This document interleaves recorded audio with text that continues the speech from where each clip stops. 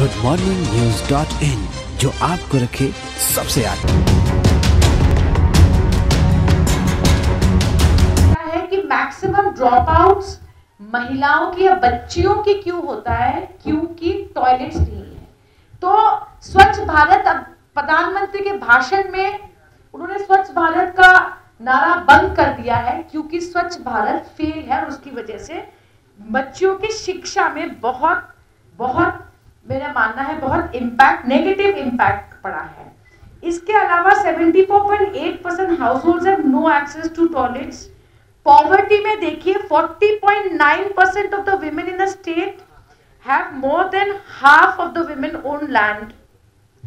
26.4% women have a bank account that they themselves operate and 13% of elected representatives are only women, only 13%.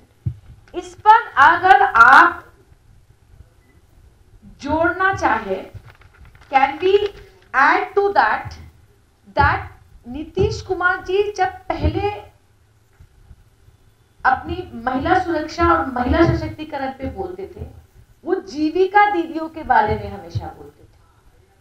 ये हमने दिल्ली में बैठकर पढ़ा और असम में बैठ के पढ़ा कि जीविका दीदियों का जो मॉडल नीतीश कुमार जी ने लागू किया था बिहार में, वो एक उनकी ताकत है।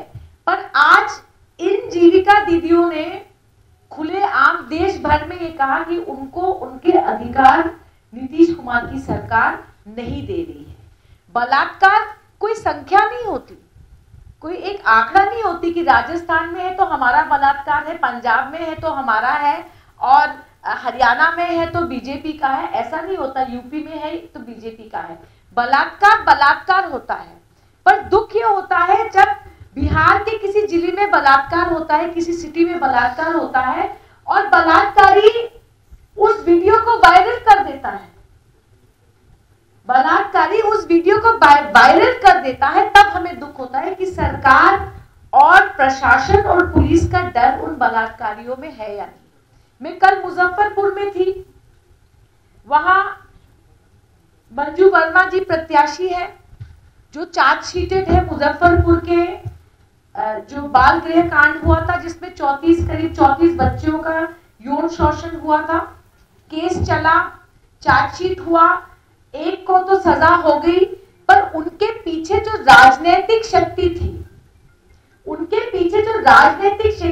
जो नीतीश कुमार जी के मिनिस्ट्री में खुद मंत्री थी, जिनका नाम चार्जशीट में है, उनको टिकट मिला और ना सिर्फ टिकट मिला, उनके साथ जेडीयू के नेताओं ने प्रचार में भी गए, कंधे से कंधा मिला के वो वोट मांग रहे हैं। तो सवाल ये उठता है कि महिला सुरक्षा और महिला सशक्तिकरण को लेकर क्या नीतीश कुमार की सरकार गंभीर है या सीरियस है? Last but not the least, मैं जहां भी जाती हूँ बेरोजगारी को लेकर चर्चा होती है। एक छोटा सा आंकड़ा मैं देना चाहती हूँ जो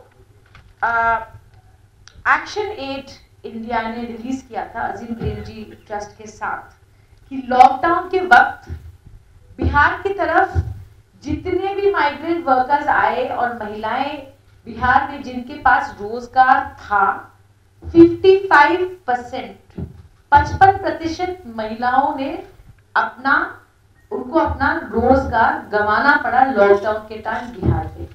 तो बेरोजगारी की बात जब आती है, सिर्फ युवाओं की नहीं, युवती की भी बात होनी चाहिए, महिलाओं की भी बात होनी चाहिए।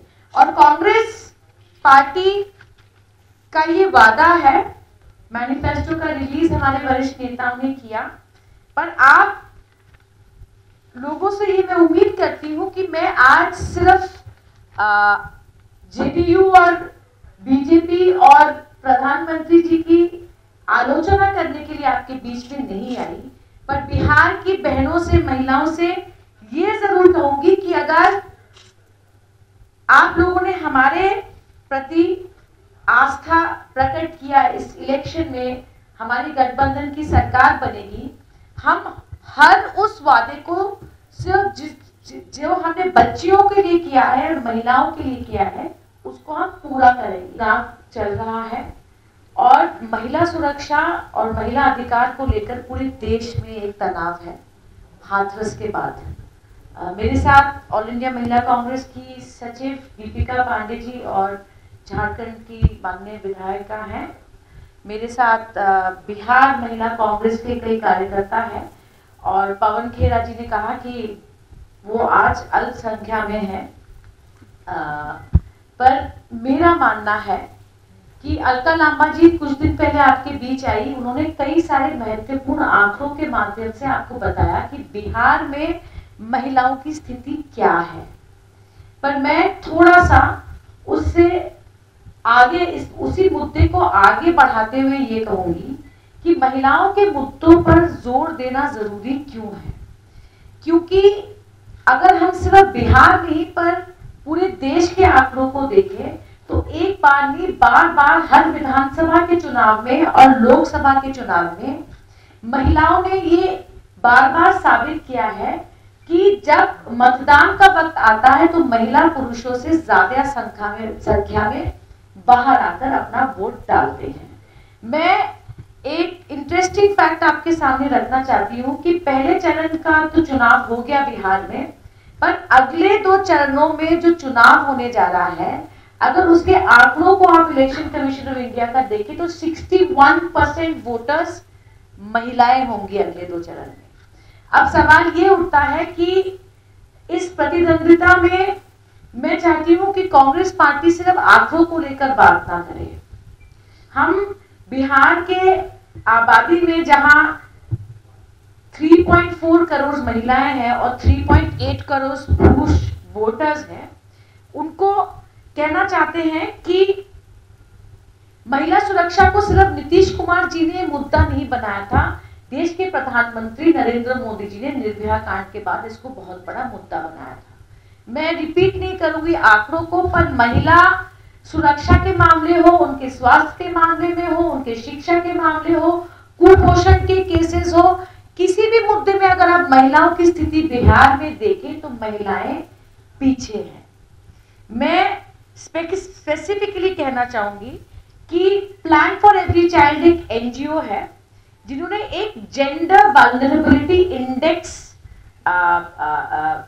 रिपोर्ट रिलीज किया था 2017-18 को, और इस रिपोर्ट का इंपॉर्टेंस ये है कि भारत सरकार goodmorningnews.in जो आपको रखे सबसे आगे।